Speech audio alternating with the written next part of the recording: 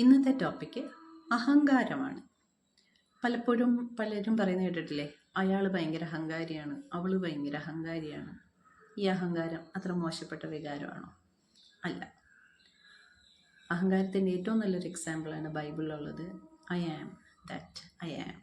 ഞാനാകുന്നത് ഞാനാകുന്നു എന്ന് വെച്ചാൽ ഞാൻ എന്താണെന്ന്, എൻ്റെ കഴിവുകൾ എന്താണെന്നും എൻ്റെ പോസിബിലിറ്റീസ് എന്താണെന്നും പോസിറ്റീവ്സ് എന്താണെന്നും എനിക്ക് നന്നായി അറിയാം എന്നുള്ള പ്രൊക്ലമേഷൻ. മനസ്സിൽ അസൂയുള്ളവർ പരദൂഷണം പറഞ്ഞു നടക്കും. വെറുപ്പുള്ളവർ വിദ്വേഷം പറഞ്ഞു വരത്തും. പകയുള്ളവർ പ്രതികാരം ചെയ്യാൻ നടക്കും. ഈ വക ഒരു ദോഷത്തിനും പോവാത്തൊരു വികാരമാണ് അഹങ്കാരം. അവരവരെപ്പറ്റി മതിപ്പുള്ളവരാണെന്നല്ലാതെ ആ അഹങ്കാരം കൊണ്ട് മറ്റുള്ളവർക്കൊരു ദോഷവും ഉണ്ടാവത്തില്ല.